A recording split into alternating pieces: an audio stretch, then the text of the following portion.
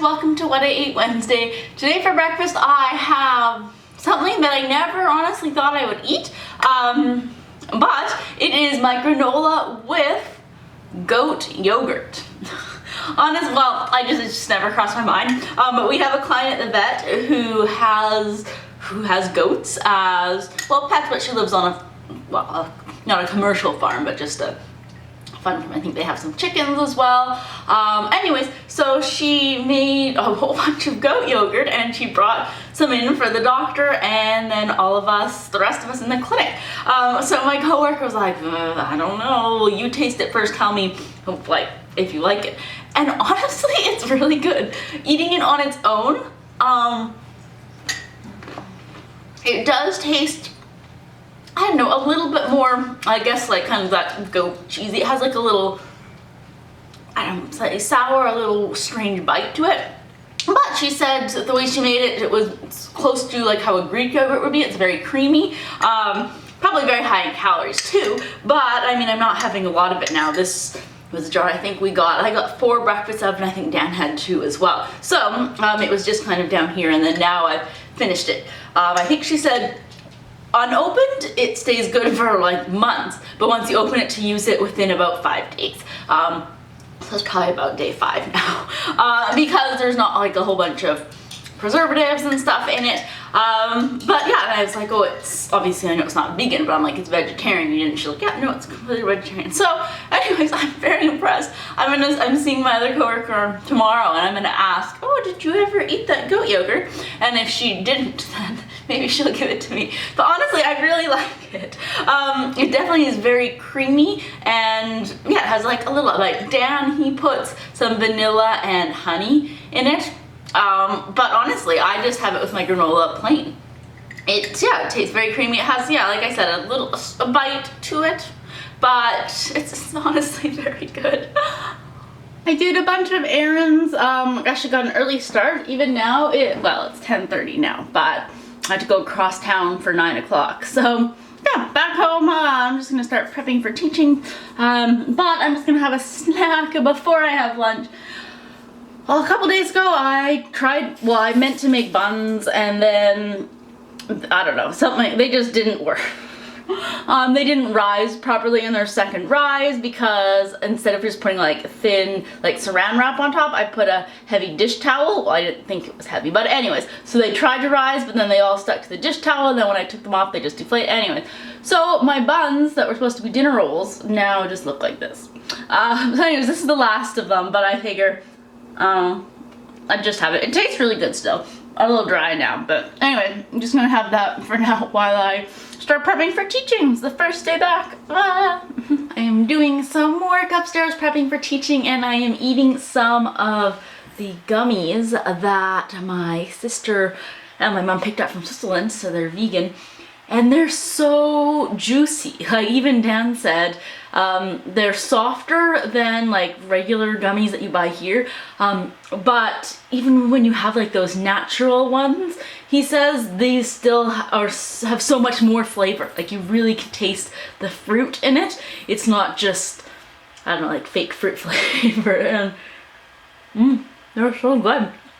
So there's a variety of different fruits. Oh, this must be an apple. Ah, so cute. And a pear, and very good. So now I am making lunch and reheating a different part of lunch, plus starting to prep for dinner tonight. So I'll first show you what I'll show you what I'm going to be reheating. I had this 2 nights ago, maybe 3 nights ago, we had stuffed peppers with quinoa and beans and some other veggies. And we had 4 peppers, but we made a lot more filling. So I'm just going to heat up this filling. And then I got, sorry Chloe, I got some kale. But obviously in a Ziploc bag where the moisture is collecting is not the best way to keep it. Anyways, but I've rinsed part of it off, and it does smell better now. So, but it needs to be eaten soon.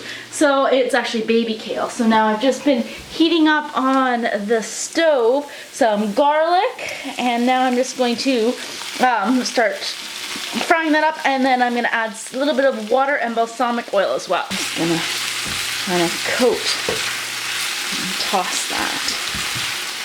Actually, since I rinsed it, it probably has enough water anyways.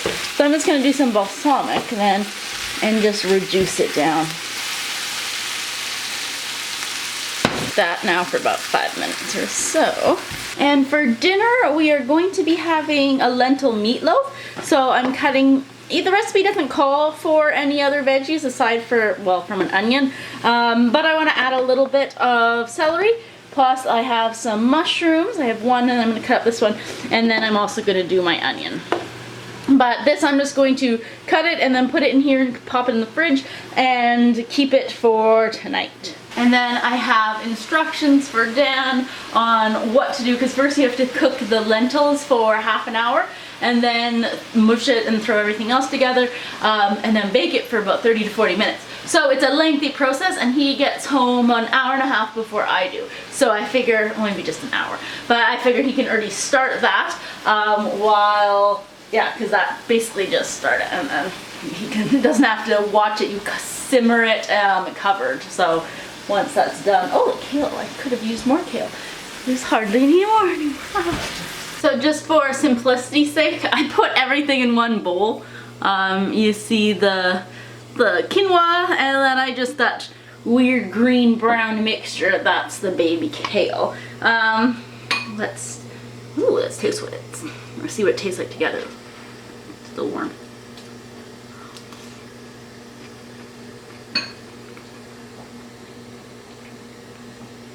It's okay. The flavors are a little bit too different to have them mixed together. That's alright, it's fine. I'm gonna just, mix it together. But the quinoa blend, that was really good. And I put some salsa in it as well. And it was delicious. But anyways, I had to use up kale, and extra kale is healthy, so yes. Off to work now, and the tea that I'm taking, it's just finishing up steeping. I'm leaving in about a couple minutes now. Is David's Tea birthday cake. I had it yesterday. I'm like, oh yeah, I used to love this one. So it's a rooibos tea, so very good. So off to work, and then I'll see you guys when we're making a vegetarian meatloaf tonight. I am back from work, and now we are going to continue making the vegetarian meatloaf. Dan already added a cup of lentils, and I used green lentils, I think, yes. A cup of green lentils to 2 cups of boiling water, and then we cooked it for half an hour. So now they say to mash it, but I'm gonna put it in the food processor, because a lot of people in the comments on the food.com, I think, review were saying, oh, it's better if they either used like food processor or like beaters or something just to really mash it. So then I was thinking I could have just put everything in the food processor, but I like pre-cut all those things too, but oh well. Mush that up. And then I'm just gonna add all this in here as well. I mixed in the veggies into this, and now I'm putting a cup of oats. So that's there. And then mixing that in. I'm not using cheese like the recipe calls for. If I had nutritional yeast, I would have thrown that in, just it kind of gives it a little bit of a nutty flavor, or like a cheesy nutty flavor, but that's okay.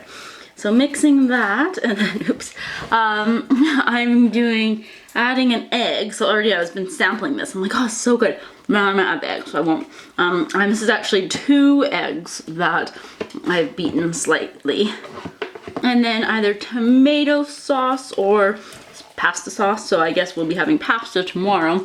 So I'm just using some of the, because we don't have plain tomato sauce, sweet basil marinara.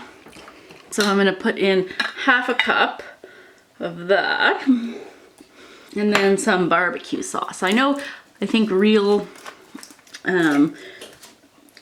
meatloaf also has ketchup in it, but this has enough kind of sugar in it that we don't need to add the sugar that's in ketchup as well. And yeah, I'd rather just have the real tomato. So we're gonna add that, and then while we're stirring, I'm just gonna add some Italian spice, garlic, salt, a little bit of pepper, some oregano leaves, and then some basil leaves. And I know in the Italian there's probably this stuff already in it, but I just wanted a little bit more. So now mixing this all together. So I have incorporated everything, and I sprayed a meatloaf dish, or like a loaf dish, with some cooking spray, and then I'm just gonna put this all in here. Now I think I ate a little bit too much. Aw, it's darn, because it's not gonna rise or anything really, so that's too bad. And then just kind of smoothing that down, pushing that down, and I've already preheated the oven to 350 degrees Fahrenheit. So we're gonna cook it for about 30 minutes. And then again, what people said, although I know Dan's gonna put ketchup on it anyways, but with about like 15 minutes left, they put a little bit more of the tomato sauce on it. Ooh, meatloaf. While we're waiting for it to cook, we each took a Mozartkugeln. Yeah. And then we're also gonna make salad with it as well, but yeah, we have half an hour. It's cooked for 25 minutes, and so yeah, now I just added a little bit more tomato sauce just to put on top, and then I'm gonna put it in probably for about another 10 minutes. It is done now, and we are going to hopefully flip it over and have it come out of the pan nicely in a loaf shape. We shall see. Alright, so I've already run a knife around the edges, more or less.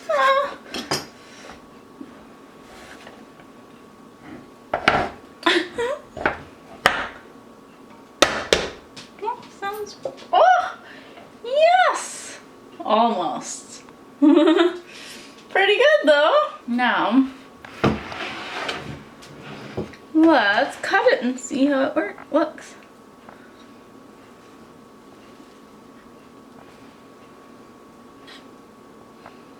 No, it's sticking together. Oh, that's pretty good. It's still a nice loaf shape. And then we have a salad as well on it. Now let's try it.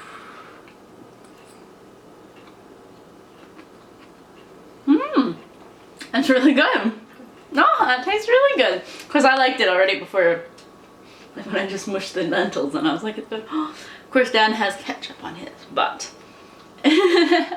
I'm very excited. This is so good. And we have lots left of it. Alright, let's eat it. We're just watching some TV, and we have some chocolate. So this is part of the red pepper chocolate. So good. Anyways, thanks so much for watching. And I will put the link for the vegetarian meatloaf down below. It's really good. I will definitely be making this more often. And honestly, it wasn't that hard. It was time consuming. Well, it took a while, but most of it was like inactive time, when you could just let it cook on the stove, the lentils, and then after just let it cook in the oven. So yeah, fairly easy, and it tastes really good. Anyways, thanks so much for watching, and I will see you guys next week. Bye.